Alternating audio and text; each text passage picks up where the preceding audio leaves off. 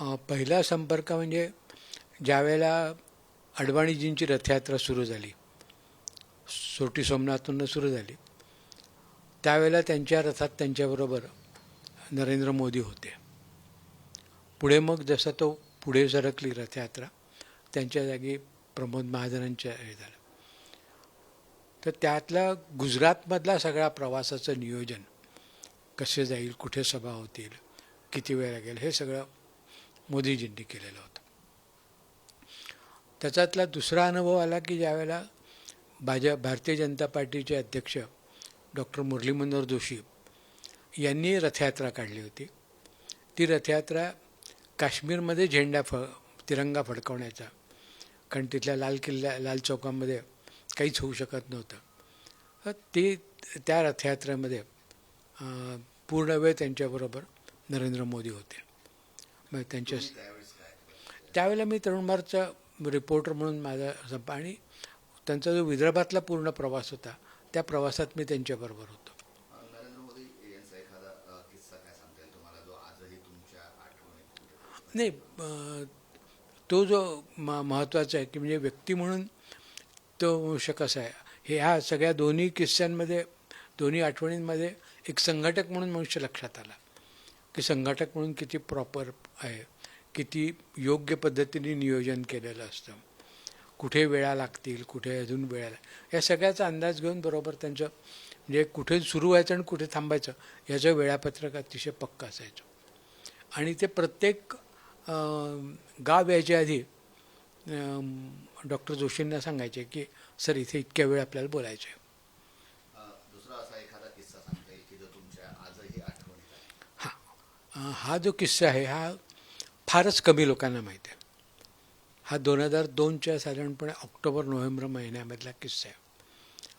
त्यावेळेला अहमदाबादला संघ परिवाराच्या सगळ्या संपादकांची एक बैठक जी दरवर्षी होते, ते त्यावर्षी 2002ला तिथे झाली. सगळी पार्श्वभूमी गुजरातच्या दंगलीची होती आणि त्यातल्या संघ कार्यालयामध्ये ज्यावेळेला मोदीजी आले, कारण त्याला ते पहिल्यांदाच मुख्यमंत्री झाले होते, म्हणजे तोपर्यंतचे जे मोदीजी सगळ्यांना माहीत होते, हे संघटक, संघ स्वयंसेवक असे मोदी माहीत होते. आणि साधारणपणे दंगल झाल्यानंतर ज्यावेळेला मुख्यमंत्री येतात त्यावेळेला भरपूर मोठ्या प्रमाणामध्ये त्यांच्यामध्ये सिक्युरिटी असेल, हे असेल. पण गंमत अशी की त्यांनी संघाच्या त्या कार्यालयाच्या दरवाजापाशीच सगळ्यांना सांगितलं की इथून सगळे मागे जा, कोणीही माझ्याबरोबर येणार नाही. सिक्युरिटी नाही, PA नाही, बाकी कोणी, म्हणजे एकही जण, फक्त संघ कार्यालयात ते एकटे आले. आणि त्याला त्यांनी कारण सांगितलं की मी संघ स्वयंसेवक आहे, मला स्वयंसेवक म्हणून इथे बोलावलेलं आहे, त्याच्यामुळे तुम्हाला कोणाची गरज नाही, मला गरज लागली तर मी तुम्हाला बोलवीन. अशाप्रमाणे ते आले. ते सगळ्यांनाच आश्चर्य होतं की एक मुख्यमंत्री, गाजलेला मुख्यमंत्री, जो त्यावेळेला वादही सुरू होते, हे होतं, असा मुख्यमंत्री इतके सिक्युरिटी नसताना कसा काय येऊ शकतो. ते आल्यानंतर त्या एक सेशन ठरलं होतं, त्या सेशनमध्ये ते बसले. सरसंघचालक त्यावेळेला सुदर्शनजी होते, मध्ये मोहनजी बसले, नाही, मध्ये नरेंद्र मोदी बसले, त्यांच्या बाजूला त्यावेळेचे सरकार्य असणारे आजचे सरसंघचालक मोहन भागवत होते. आणि सुरुवातीचं प्रास्ताविक झाल्यानंतर त्यांना प्रश्नोत्तर असं त्या कार्यक्रमाचं स्वरूप होतं. त्याला स्वदेश इंदोरचे जे संपादक होते त्यांनी पहिलाच प्रश्न त्यांना असा विचारला की 27 फेब्रुवारी 2002ला साबरमती एक्सप्रेसला आग लागली आणि तुम्ही कारसेवकांना वाचवू शकले नाही, याचं तुम्हाला काय वाटतं? एका अर्थाने तो प्रश्न तसा तिरकस होता, त्यांच्या भावनांना स्पर्श करणारा होता.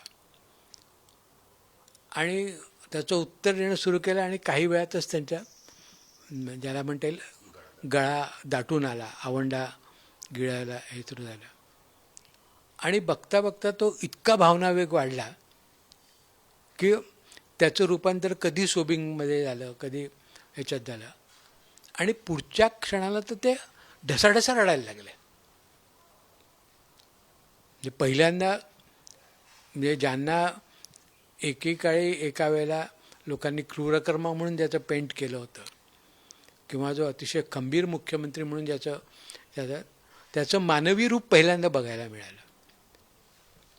आणि ते झाल्यावरती जे सरकार्यवाह मोहनजी भागवत त्यांनी त्यांच्या पाठीवरनं हात फिरवला, त्यांना पाण्याचा ग्लास दिला.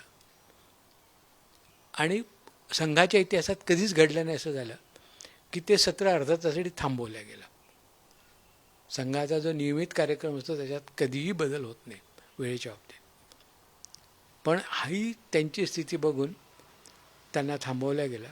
अर्धा तासपर्यंत ते एका कक्षामध्ये थांबले आणि अर्धा तासाने पुढे आले. त्यावेळेला ते पूर्णपणे बदललेले मोदी, ट्रान्सफॉर्म झालेले मोदी असे आले होते.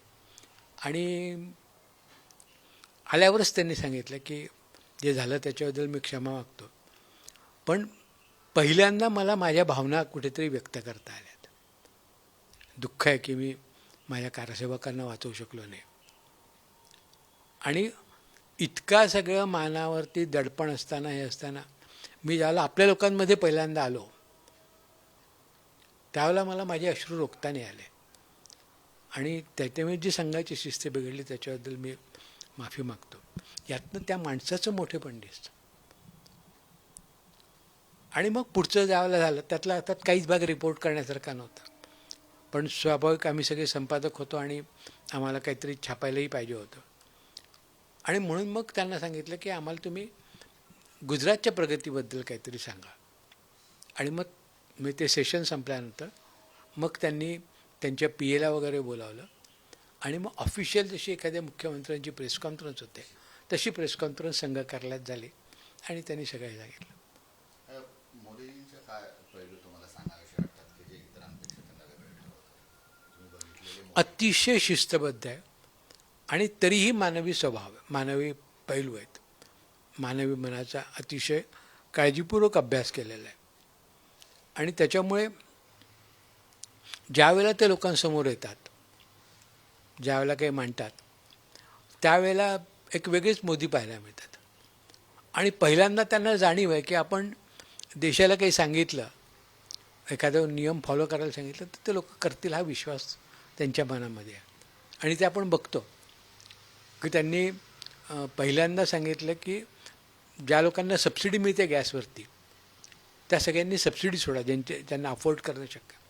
आणि त्यातनं आपण उज्ज्वला गॅससारखी योजना करू की ज्या घरामध्ये गॅसच नाही आहे तिथे आपण गॅस पुरवू या पैशातनं. आणि फार मोठ्या संख्येमध्ये लोकांनी गॅसची सबसिडी सोडली. आणि त्याचे जे प्रमाणपत्र मिळाले ते अनेक घरांमध्ये अजूनही मला बघायला मिळतात. हे त्यांचा जनमानसावरती असणारा प्रभाव आहे.